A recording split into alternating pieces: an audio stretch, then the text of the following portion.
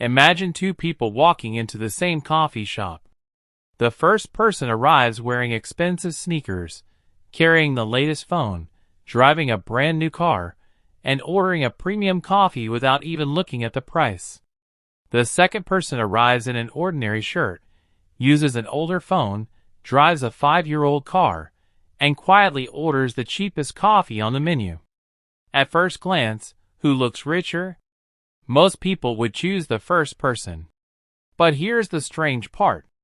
The person who looks rich might be financially struggling, while the person who looks completely ordinary might secretly have hundreds of thousands sitting in investments. And that's the trap. Because somewhere along the way, we started confusing looking wealthy with being wealthy. And the more you play the game, the harder it becomes to actually build wealth. The scary part? You may already be playing it without realizing it. Maybe it's the phone you upgraded even though your old one worked perfectly. Maybe it's the car you bought because your friends were upgrading theirs. Maybe it's the expensive restaurant you couldn't really afford, but you didn't want to be the only person saying, "That's too expensive." None of these decisions automatically make you bad with money. The problem begins when you spend money to create the appearance of wealth instead of using money to build actual financial freedom. Because here's the uncomfortable truth. Rich people can afford expensive things. Wealthy people can afford to not impress you. And today, we're going to break down why looking rich can actually keep you poor. Let's say you get a raise. Your salary increases by $800 a month. At first, you're excited. You think, finally, now I can save more money. But then something strange happens. You move into a slightly nicer apartment. You upgrade your phone. You start eating out more often. You get a better car. Your weekend trips become more expensive. And suddenly, that extra $800 is gone. Your income went up, but your financial position barely changed. This is called lifestyle inflation. And it's one of the quietest wealth killers because it doesn't feel like you're doing anything wrong. You're not necessarily buying ridiculous things. You're simply allowing your lifestyle to rise every time your income rises. Imagine someone earning $3,000 a month. They spend $2,700. Then they get a raise and start earning $4,000. Instead of continuing to spend $2,700, they start spending $3,700. Then they get another raise. Now they're making $5,000. And somehow, they're still spending almost everything. Their income keeps growing, but their freedom doesn't. That's the problem. Because wealth isn't created by how much money passes through your hands. It's created by how much money stays in your hands and gets turned into assets. So why do we do this? Why would someone spend money they don't need to spend just to appear successful? Because humans are social creatures. We constantly compare ourselves with other people. And money is one of the easiest things to display. You can't easily see someone's retirement account. You can't see their index funds. You can't see the debt they paid off. You can't see the emergency fund sitting in their bank account. But you can see their car. You can see their clothes. You can see their phone. You can see their vacation photos. You can see the restaurant they're sitting in. So our brains naturally use visible things as shortcuts. We see an expensive car and think, that person must be doing well. But the car doesn't tell you whether they own it. It doesn't tell you whether they financed it for 7 years. It doesn't tell you how much debt they have. And it definitely doesn't tell you what's sitting in their investment account. This creates a dangerous psychological loop. You see someone looking successful. You assume they're financially successful. Then you copy their spending. Now someone else sees you. They assume you're financially successful. And they copy you. Suddenly, an entire group of people is spending money to maintain an image that nobody actually owns. Everyone is trying to look rich. Almost nobody is becoming wealthy. Here's a simple way to understand the difference. Being rich-looking is about consumption. Being wealthy is about ownership. A rich-looking person might have a $70,000 car. A wealthy person might own investments that generate income for decades. A rich-looking person might live in an expensive apartment. A wealthy person might own assets that appreciate over time. A rich-looking person might take 5 luxury vacations every year. A wealthy person might take fewer vacations while quietly buying assets. The first person has something impressive to show. The second person has something valuable to own. And that's an important distinction. Because consumption gives you something you can enjoy today. Assets give you options tomorrow. And wealth is ultimately about options. The option to leave a job you hate. The option to handle an emergency without panic. The option to take a break. The option to start a business. The option to help your family. The option to say no. That's what money is really supposed to buy. Not attention. Freedom. The $100,000 car example. Let's make this painfully simple. Imagine 2 people each have $100,000 available. Person A spends $100,000 on a luxury car. Person B invests that $100,000 into diversified assets. Person A gets something immediately. A beautiful car, comfort, status, attention. People notice it. Person B gets something much less exciting. Numbers on a screen. Nobody notices. But years later, the difference can become enormous. The car generally costs money to own. Insurance, maintenance, fuel, depreciation, and eventually, another upgrade. The investment has the potential to grow. And that growth can generate even more growth. That's the power of compounding. Your money starts making money. Then, that money starts making money. And over a long enough period, the snowball can become surprisingly large. This is why wealthy behavior often looks boring. Because the most powerful financial decisions don't always produce something you can show on Instagram. Here's another strange thing about wealth. The better someone becomes at building wealth, the less obvious it may become. Think about someone who has quietly built a $500,000 investment portfolio. What does that person look like? There is no special uniform. No glowing sign above their head. They might drive an ordinary car. They might live in an average neighborhood. They might use the same phone for 4 years.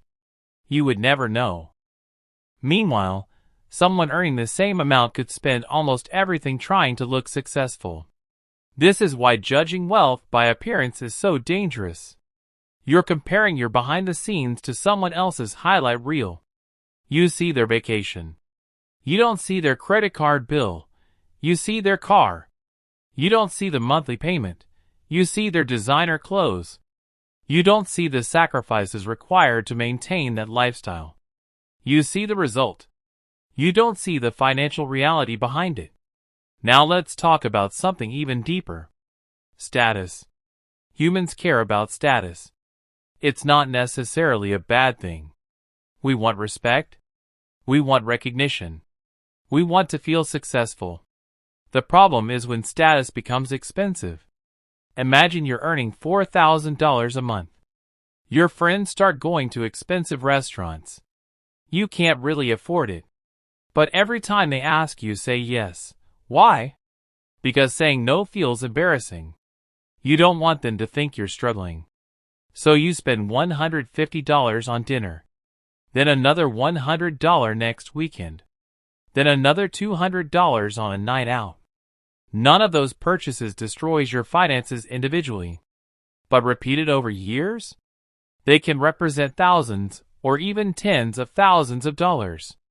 Money that could have been invested. Money that could have become an emergency fund. Money that could have helped you escape debt. Money that could have bought you freedom. And here's the psychological trick: you don't remember the money you didn't invest. But you remember the social reward you received when you spent it. Someone says, "Wow, that's a nice car." You feel good. Someone notices your watch. You feel good. Someone compliments your vacation. You feel good. Your brain gets a tiny reward. And because the reward is immediate, it's easy to repeat the behavior. This is why instant gratification is so powerful. And it isn't just luxury purchases. Sometimes the trap is much smaller. Streaming services, food delivery, premium apps, gaming subscriptions, frequent coffee, ride-sharing, online shopping. Small monthly expenses can become invisible because each one seems harmless. $10 isn't a big deal. $20 isn't a big deal. $30 isn't a big deal. But your bank account doesn't care whether each purchase feels small. It only sees the total. 5 $20 subscriptions are $100 every month. That's $1,200 a year. And if you invest that money consistently for years, the opportunity cost becomes even larger. The point isn't that you should never buy coffee or subscribe to anything. That's not the lesson. The lesson is, spend intentionally, not automatically. If something genuinely improves your life, enjoy it. But don't buy things simply because they're supposed to make you look successful. There's another psychological trap that becomes dangerous after a stressful week. You think, I worked hard. I deserve this. Maybe you do. You worked hard. You deserve to enjoy your money. But here's the question. Does the reward have to be expensive? Because if every difficult week requires a $300 reward, you're creating a financial system where stress automatically produces spending. Bad week, spend. Good week, spend. Promotion, spend. Birthday, spend. Sad, spend. Bored, spend. Soon, spending becomes emotional therapy. And when spending becomes connected to your emotions, budgeting becomes much harder. You aren't just fighting mathematics anymore. You're fighting psychology. Here's the paradox. To become wealthy, you often have to become comfortable not looking wealthy. You may have to keep your old phone when everyone else upgrades. You may have to drive an older car. You may have to say no to expensive weekends. You may have to live in a smaller home. You may have to ignore people who think you're being cheap. And that's difficult. Because your financial progress might be invisible. Nobody congratulates you for having a 6-month emergency fund. Nobody gives you applause for buying an index fund. Nobody sees your debt disappearing. Nobody compliments your growing retirement account. But those invisible decisions are often more important than the visible ones. This is where discipline becomes powerful. You're choosing a future reward over a present signal. And that is one of the fundamental skills of wealth building. A simple story. Imagine two friends. Let's call them Alex and Sam. Both earn $5,000 a month. Alex wants to feel successful. So Alex upgrades everything. A nicer apartment. A newer car. Expensive restaurants. Frequent vacations. New gadgets. Alex looks successful. Sam does something different. Sam keeps the old car. Lives in a reasonable apartment. Avoids unnecessary upgrades. And invests the difference. At age 25, Alex might look richer. At age 35, maybe they still look richer. But by age 45, something interesting can happen. Sam's investments have had years to grow. Sam's money has been working quietly in the background. And now Sam may have something Alex doesn't have. Financial flexibility. Sam might be able to change careers, take time off, handle emergencies, invest more. Or retire earlier. Alex may have a beautiful lifestyle, but still need the next paycheck to maintain it. And that's the difference between looking successful and becoming financially successful. So how do you escape this trap? Before making a major purchase, ask yourself 3 questions. Question 1. Would I still want this if nobody could see it? This is powerful. If nobody knew you owned it, would you still buy it? If the answer is yes, maybe it's something you genuinely value. If the answer is no, you might be buying status rather than usefulness. Question 2. Is this buying happiness or buying validation? Those two things are very different. Happiness comes from getting something that genuinely improves your life. Validation comes from wanting other people to think differently about you.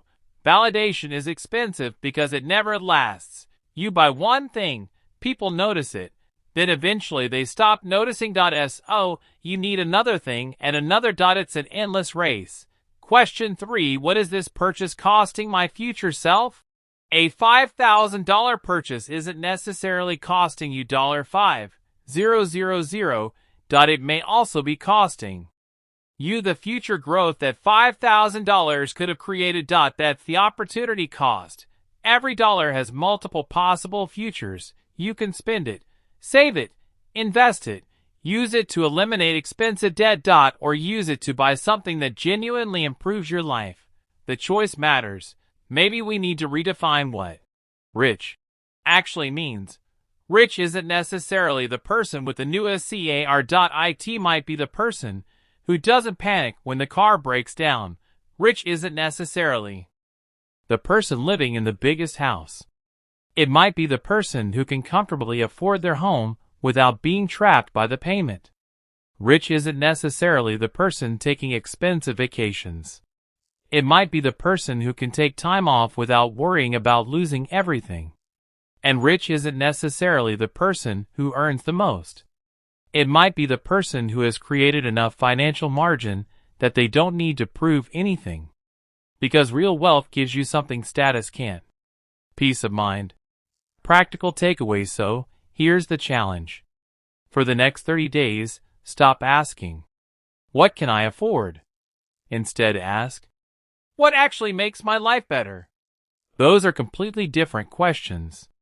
You might discover that some expensive purchases genuinely make your life better. Keep them. You might discover that some purchases were purely about keeping up with other people. Cut them. And here's another rule. When your income increases, don't automatically increase your lifestyle. If you get a raise, try keeping your lifestyle mostly the same for a while. Send part of the increase towards savings, investments, or debt repayment. Let your financial foundation grow before your lifestyle grows. Because if every raise becomes a new expense, you'll always feel like you need another raise. But if every raise increases your financial margin, your freedom grows. Slowly, quietly, and powerfully. Here's the biggest lesson. The world rewards things it can see. A luxury car gets attention. A designer watch gets attention. A huge house gets attention. But wealth is often built through things nobody sees. The investment you made 5 years ago. The debt you decided not to take on. The expensive lifestyle you refused to upgrade. The emergency fund you quietly built. The money you invested instead of spending. Nobody applauds those decisions. And that's okay. Because the goal of wealth isn't to convince strangers that you're successful. The goal is to eventually reach a point where you don't need to convince anyone. So the next time you see someone driving a luxury car, wearing expensive clothes, or posting a perfect lifestyle online, remember, you're looking at consumption, not necessarily wealth. And the next time you feel tempted to buy something just to look successful, pause for a moment. Ask yourself, am I buying this because I genuinely want it? Or because I want people to think I'm doing well? That one question can save you thousands. And maybe even more importantly, it can change the direction of your financial life. Because the people who look rich aren't always wealthy. And the people who quietly build wealth often don't look rich at all. Don't spend your money trying to look like you're winning. Use your money to actually win.